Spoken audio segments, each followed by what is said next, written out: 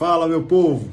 Vamos quebrar o biscoitinho sagrado aí de Levítico sobre esse assunto. E longe de mim, né, as pessoas acham que a reflexão fará uma apologia. Pelo contrário, mas ela precisa amadurecer o povo de Deus, né? Nós não podemos usar do achômetro para determinar aquilo que a Bíblia não determinou.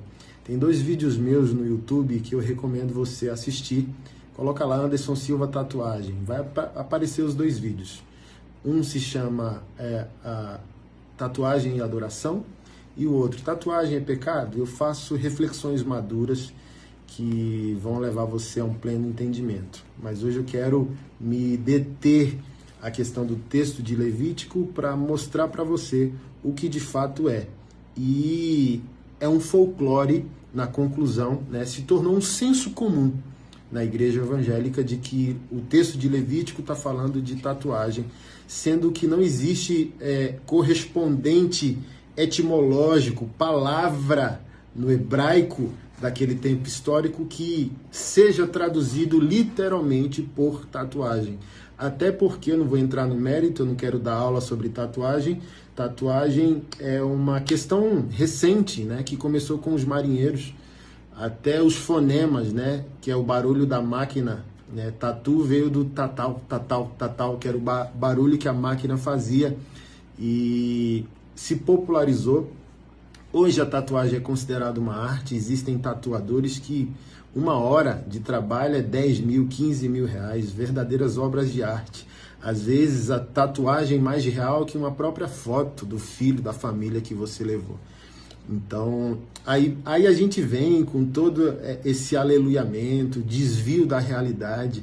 Olha, tatuagem é um pacto de sangue. Tem pregador que ensina isso, que o piercing no umbigo é a porta para o demônio tal, que no nariz é a porta para o inferno Y. E fala, meu Deus do céu, onde o povo de Deus tira isso? Que tem sangue vermelho, sangue azul, sangue branco, sangue... eu falo, não, gente... Escritura, o que está escrito, o que está na Bíblia. Então a gente não pode ir além do que aquilo que está escrito. Paulo disse isso para nós, né? E o triste é isso, que as pessoas vão no achômetro querendo determinar aquilo que a Bíblia não determinou e distorcendo os fatos ao bel prazer. Olha, a tatuagem é um pacto de sangue porque houve derramamento de sangue. Gente, a aliança, pacto é um derramar de sangue consciente de 2 partes. Então o pacto tem derramar de sangue. Eu fiz, a mulher faz uma aliança com o médico, com o enfermeiro, porque, sei lá, se ele não for comunga da mesma religião, da mesma fé, é um pacto. A sobrancelha definitiva que a pastora fez é um pacto. Então, gente, por favor, me poupe, né? A gente tem que ser maduro, ser honesto e falar somente aquilo que a Bíblia está falando, ok? Eu quero que você abra sua Bíblia em 1 Reis, capítulo 18, que é o texto que você vai entender essa questão. 1 Reis, capítulo 18, verso 20. Então Acabe enviou mensageiros a todos os filhos de Israel e ajuntou os profetas no Monte Carmelo. Depois Elias se aproximou de todo o povo e disse: até quando vocês ficarão pulando de um lado para o outro? Se o Senhor é Deus, sigam-no. Se é Baal, sigam-no. Porém o povo não disse uma só palavra. Então Elias disse ao povo: eu sou o único que restou dos profetas do Senhor, e os profetas de Baal são 450 homens. Tragam agora 2 novilhos, eles que escolham para si um dos novilhos, cortando-o em pedaços e ponham sobre a lenha. Porém, não ponham fogo. Eu prepararei outro novilho e o porei sobre a lenha, mas não porei fogo. Então eles invocarão o nome do seu Deus, D minúsculo, e eu invocarei o nome do Senhor, S maiúsculo. E há de ser que o Deus que responder com fogo, esse que é Deus, com D maiúsculo. Então todo o povo respondeu: é uma boa proposta. Elias disse aos profetas de Baal: escolha um dos novilhos, preparem-no primeiro, porque vocês são muitos. Depois invoquem o nome do Deus de vocês, mas não ponham fogo na lenha. Pegaram o novilho que lhes foi trazido, prepararam-no, invocaram-no o nome de Baal desde a manhã até o meio-dia, dizendo: ó Baal, responda-nos. Porém, não se ouviu nenhuma voz e não houve quem respondesse. E ficaram pulando ao redor do altar que tinham feito. Ao meio-dia, Elias começou a zombar deles, dizendo: gritem mais alto, porque ele é Deus. Pode ser que esteja meditando, atendendo às necessidades ou viajando. Talvez esteja dormindo e necessite que o acordem. E eles clamavam em altas vozes, presta atenção, verso 28. E eles clamavam em altas vozes e se cortavam com facas e com lanças, segundo era de costume, até ficarem cobertos de sangue. Passando ao meio-dia, eles profetizaram até a hora do sacrifício da tarde, porém não houve voz, nem resposta, nem atenção alguma. Então Elias disse ao povo: aproximem-se de mim. E vai acontecer o que você já conhece da história. O que eu quero que você atente, verso 28. Baal não respondeu aos seus profetas, e o texto diz que aqueles pagãos, aqueles profetas de Baal, começaram a se mutilar com facas e lanças, como era de costume. Se a sua Bíblia é uma Bíblia honesta de estudo, e não é como uma NVI da vida, que comete o erro grotesco de traduzir lá em Levítico, marca por tatuagem, então se a sua Bíblia é Bíblia de estudo honesta, esse texto aqui vai estar conectado com o texto de Levítico. Então, o ferir do texto de Levítico é o ferir ritualístico. É o culto que se faz a entidades pagãs, a deuses estranhos, para que esses deuses tragam a força para a batalha. É tão provável, a gente vai ler Levítico, que o Senhor termina dizendo: eu sou o Senhor. Então Deus está dizendo: não imite os pagãos, Israel. A força de vocês vem de mim. Eu sou a porção de vocês. Eu sou o Senhor de vocês. Eu sou a força da batalha. Então os pagãos, Israel, é como se Israel tivesse assistido algumas nações pagãs triunfarem em batalhas depois que adoraram a deuses estranhos e ancestrais por meio da ritualística da automutilação, do autoflagelo, do marcar o corpo, do marcar o corpo com brasa, né? E aquilo era um ato de humildade, de humilhação, para que a força ancestral e a força dos deuses estranhos, dos demônios, na nossa análise cristã, viesse como força, e aquele exército ganhava a batalha por coincidência, ou por endemoniamento mesmo. Então, alguns irmãos de Israel viram aquilo e falaram: e se a gente fizer o mesmo? Então, o sentido de Levítico não se aplica ao que a gente hoje chama de tatuagem, porque nem palavra hebraica para se traduzir dessa maneira existia naquele tempo histórico. Por exemplo, o texto lá usado em Levítico 19, 28, da incisão ou corte, a palavra hebraica seret, S-E-R-E-T,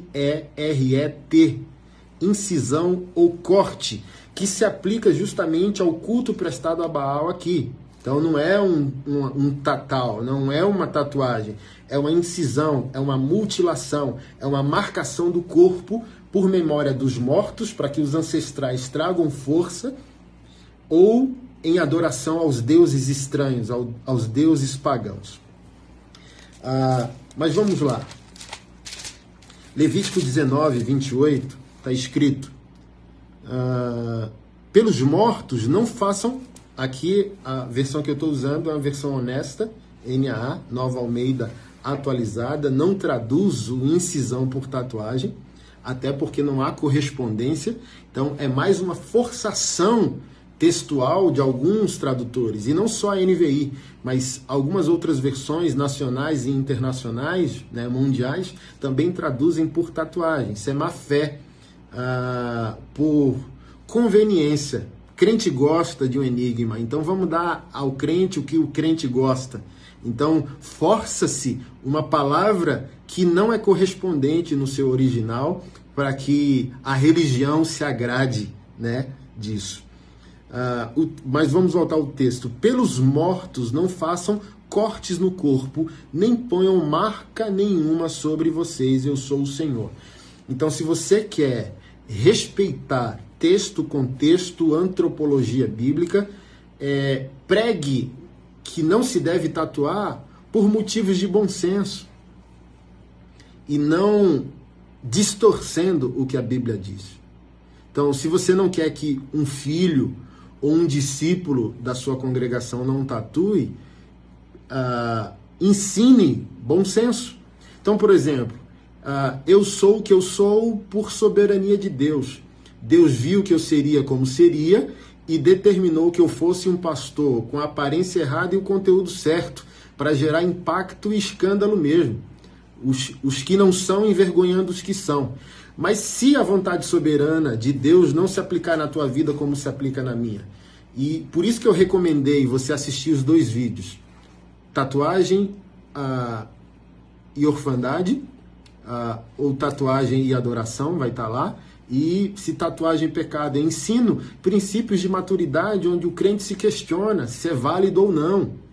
Basicamente isso, você vai estar trabalhando com o que daqui a 10 anos? Mas olha só, existem policiais tatuados, com costa toda tatuada, braço todo tatuado, políticos, médicos, o médico que acabou de fazer o parto daquele, o braço do cara todo tatuado, os artistas, os jogadores de futebol ampliaram, né, esse debate, essa questão. Então não é uma questão de se fazer, não é uma questão de apologia ao fazer, mas também não podemos fazer uma apologia do não fazer determinando aquilo que a Bíblia não determina. Essa é a questão, seja honesto. Olha, não quero que você faça. Olha, já pensou nas reverberações disso a médio e longo prazo? Mas nunca mais cometa a estupidez de usar a Bíblia para justificar aquilo que ela não justifica. Ensine outra coisa. Mas marcou a pele. Tem um monte de coisa marcando a pele. E a gente não se preocupa com essas coisas. As irmãs tudo com maquiagem definitiva na sobrancelha. Aquilo é uma tatuagem, se você não sabe. Aquilo é uma micropigmentação. Se não for fio a fio, que é uma nova técnica, for na tinta, é tatuagem. Colocou tinta na pele e furou a pele. Então, gente, vamos parar de forçar a barra, amadurecer, crescer como o povo de Deus, tá bom? Parar de ser um povo esquisito, falando aquilo que a Bíblia não fala. Então vamos estudar um pouco mais Bíblia, teologia, antropologia bíblica, antes de sair falando um monte de besteira por aí, tá bom? Deus abençoe. Tamo junto.